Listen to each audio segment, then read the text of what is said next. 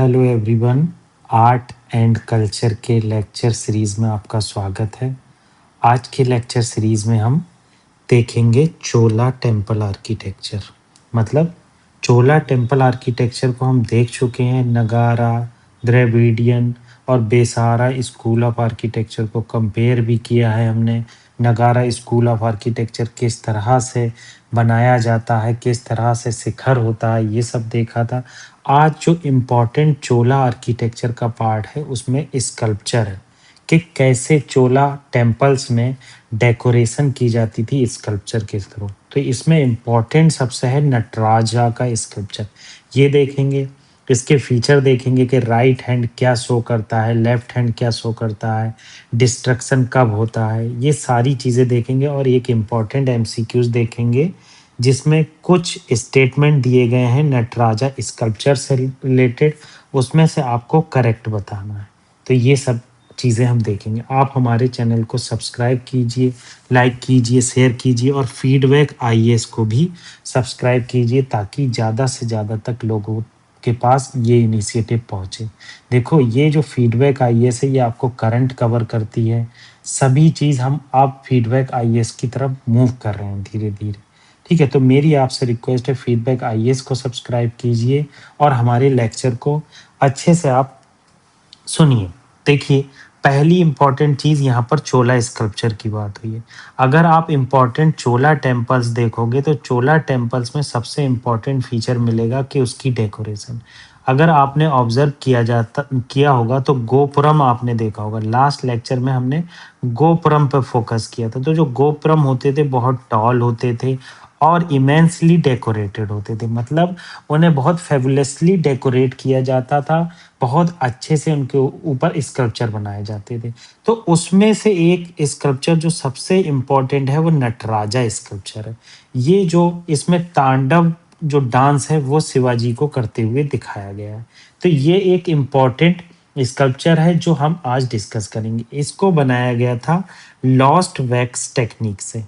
ठीक है, lost wax technique क्या होती है हमने शायद अभी डिस्कस नहीं किया है, तो मैं आपको बता देता हूँ। लॉस्ट वैक्स टेक्निक में क्या होता है, हम वैक्स लेते हैं। वैक्स क्या होता है, मोम होती है।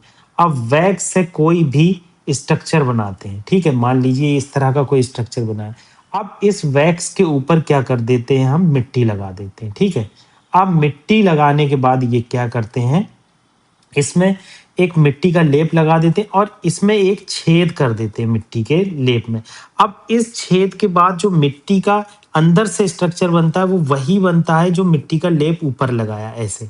तो ये छेद करने के बाद इसमें गरम करके पिघला देते हैं। तो वैक्स क्या होती है, उसमें से मिट्टी के लेप में से निकल जाती है और एक स्ट्रक्चर का होल बचता है। ऐसे होल हेलो शेप बचेगा। इसमें क्या करते हैं, हम ब्रॉन्ज डाल देते हैं।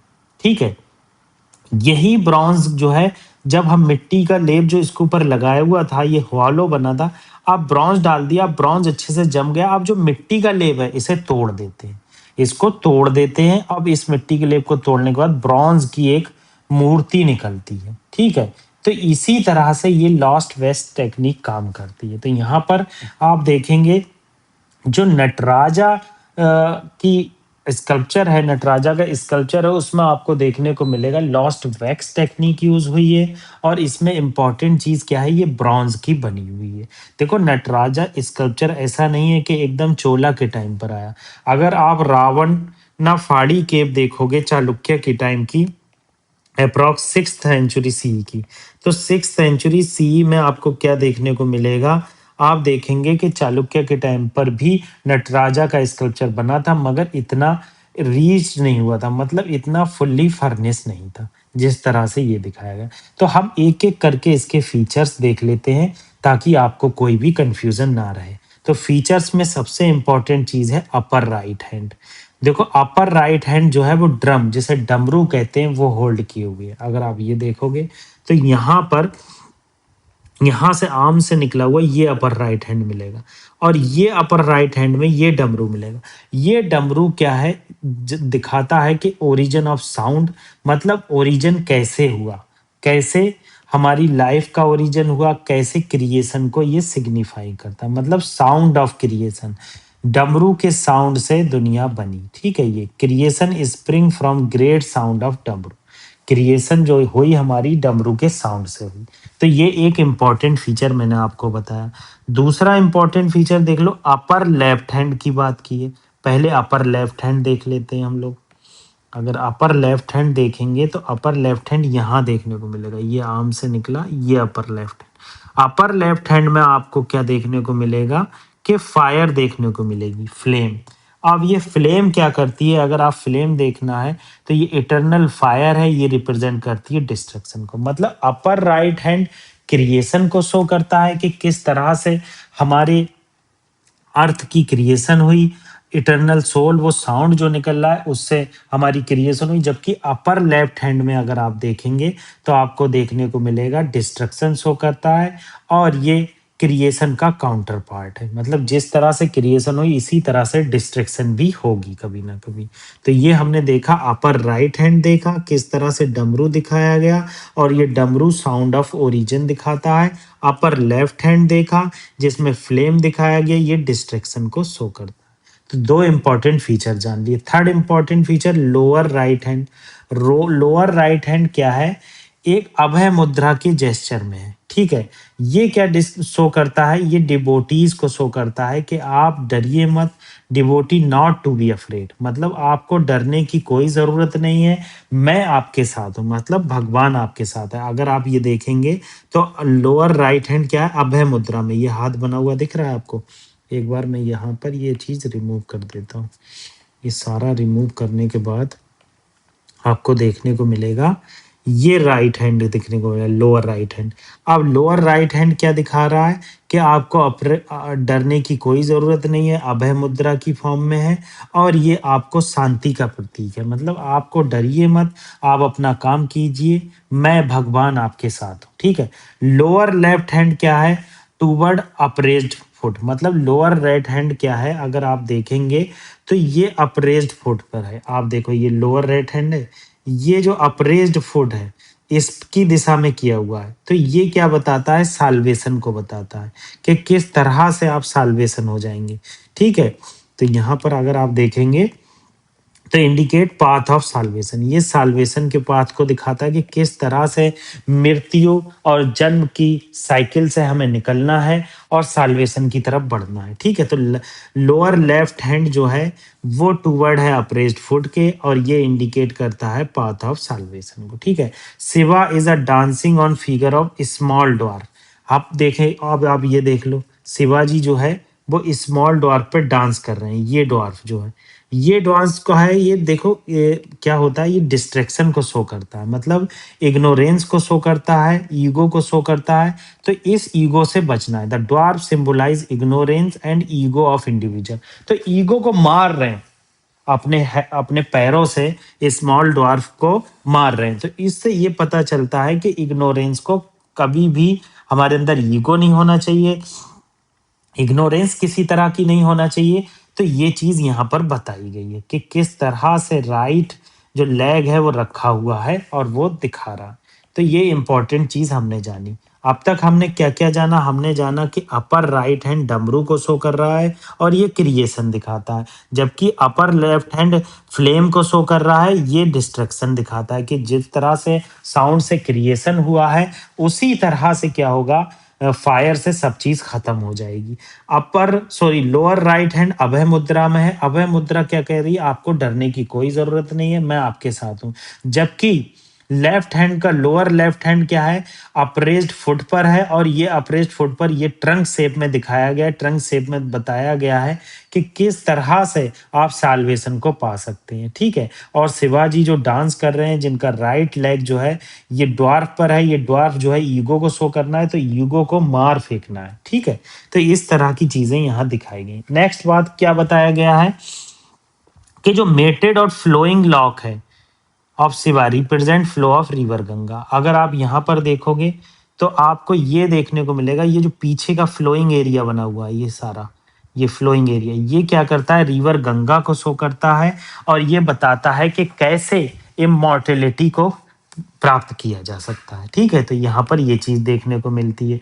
ऑर्नामेंट जो है वन ईयर विद सिवा मेल ईयरिंग है, अदर फीमेल ईयरिंग है। तो ये फ्यूजन है मेल और फीमेल का, और इसे अर्धनारीश्वर कहते हैं। अगर आप ये देखना चाहते हैं तो ये देखिए, यहाँ पर हम इसको क्लियर कर देते हैं। तो आपको देखने को मिलेगा जो ईयर रिंग है यहाँ पर दिख नहीं रहे। एक ईयर में आपको ईयर रिंग दिखेंगे, दूसरे में आपको क्या दिखेगा, विदाउट मेल ईयर ईयर दिखेंगे। तो इस तरह से ये अर्धनारीश्वर के फिगर को शो करता है। ये अर्धनारीश्वर का फिगर शिवाजी का बहुत ज़्यादा जो ये इनका ऑर्नामेंट है, स्कल्पचर है, आपको और जगह भी देखने को मिलेगा। तो ये बहुत ही इम्पोर्टेंट है। ठीक है, आपको ये पता होना चाहिए। ठीक है, अगली बात क्या की गई है, स्नेक जो ट्विस्टेड है उनकी आर्म्स के अराउंड। ठीक है, कुंडली नुमा में सिंबलाइज कुंडली पावर। और ये क्या करती है, डोरमेंट स्टेज में है, one can attend true consciousness. मतलब ये बात बताई गई है कि वो अपने कॉन्शियसनेस में है, पूरे आबो अवस्था में है, उनको कोई भी ज़रूरत नहीं है किसी से डरने की। क्योंकि जब आदमी किसी प्रेयर की अवस्था में होता है तो वो किसी भी चीज़ से डिस्ट्रैक्ट नहीं होता। तो यही चीज़ बताई गई है। जो ये सरपेंट दिखाया, ये सरपेंट आपको दिख रहा है, ये विज़डम और इटर्निटी को शो कर रहा है। मैंने बताया ना, कॉन्शियसनेस को शो कर रहा है, किस तरह से वो अपनी प्रेयर में इन्वॉल्व है। ठीक है, अब Nataraja is surrounded by nimbus of glowing light which symbolize was undying cycle of time. Unending मतलब ये आप अगर देख रहे हैं, ये जो लाइट है ये कॉस्मोस को शो करती है, आर्क ऑफ फ्लेम। इसमें क्या है, आप अगर देखेंगे तो आपको यहाँ से एक चीज़ कंफर्म होगी कि साइकिल चलती रहती है मरने और जीने की। ये चीज़ यहाँ पर दिखाई गई। तो ये चीज़ कुछ फीचर्स थे जो आपको पता होना चाहिए नटराज के। ये यूपीएससी ज़रूर पूछता है। ओरिजिनल फिगर आप इस तरह से देख सकते हैं, किस तरह से ड्वार्फ को, इग्नोरेंस को ख़त्म किया जा रहा है। अभय मुद्रा right hand, lower right hand दिखा रहा है, क्रिएशन दिखाई जा रही है, और यहाँ पर डिस्ट्रैक्शन दिखाई जा रही है। अब इम्पॉर्टेंट एमसीक्यूज डिस्कस कर लेते हैं ताकि आपको कोई भी कन्फ्यूज़न ना रहे और टॉपिक एकदम क्लियर हो जाए। तो कुछ एक इम्पॉर्टेंट एमसीक्यू नटराजा स्कल्पचर के ऊपर है। यहाँ पर क्या चीज़, कुछ स्टेटमेंट दिए हैं, आपको बताना है कौन सा करेक्ट है। पहला, रेज्ड लेफ्ट लेग। जो रेज्ड लेफ्ट है नटराजा का, सिंबलाइज लिबरेशन और मोक्षा। बिल्कुल ठीक। अगर आप ये देखोगे, रेज्ड लेफ्ट लेग है ये वाला, रेज्ड लेफ्ट लेग, ये क्या सिंबलाइज कर रहा है, अगर आप देखोगे, रिफ्यूज टू द सोल। आप यहाँ पर देख सकते हैं लिबरेशन और मोक्षा को दिखा रहा है, किस तरह से मोक्ष प्राप्त करेंगे। तो ये बिल्कुल ही ठीक है। जबकि आप सर्किल ऑफ फ्लेम्स देखोगे, प्रभामंडल जो शिवाजी के अराउंड रिप्रेजेंट करता है साइकिल ऑफ क्रिएशन और डिस्ट्रक्शन। मैंने बताया ना, ये जो चीज़ें क्रिएशन और डिस्ट्रक्शन को शो करती है। कहीं कहीं अलग वर्ड यूज होते हैं, उससे कंफ्यूज नहीं होता है। यहाँ पर देखो, arc of flame, motion of Cosmos बताया गया। ये लोगों के व्यूज हैं, ऑथर्स के व्यूज हैं कि इस तरह के रिप्रेजेंट किया गया होगा। मगर एनसीईआरटी में या फिर जो हमारा यूपीएससी लेता है, वो इस चीज़ को सही लेता है कि जो क्रिएशन है और डिस्ट्रैक्शन जो है, जो चारों तरफ फ्लेम है, उससे दिखती है। अब ड्वार्फ लाइक डेमन शिवा जो राइट फुट रखा हुआ है, ये इग्नोरेंस को खत्म कर रहा है। बिल्कुल सही है। डमरू शिवा का अपर राइट हैंड रिप्रेजेंट कर रहा है डिस्ट्रक्शन ऑफ यूनिवर्स। बिल्कुल गलत है। मैंने बताया था कि जो अपर राइट हैंड है वो क्रिएशन, साउंड ऑफ क्रिएशन को शो करता है। तो यहाँ पर बी बिल्कुल सही हो जाएगा। अगर आप इसका एक्सप्लेनेशन देखेंगे तो आंसर बी है। करेक्ट क्या है, लेफ्ट लेग जो है लिबरेशन, मोक्षा को दिखा रहा है और स्पिरिचुअल अपलिफ्टमेंट को दिखा रहा है। दूसरा करेक्ट है, प्रभामंडल क्रिएशन, प्रिजर्वेशन और डिस्ट्रक्शन को दिखा रहा है।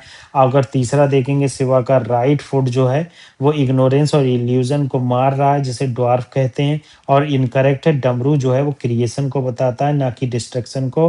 फायर जो है वो डिस्ट्रक्शन को दिखाती है।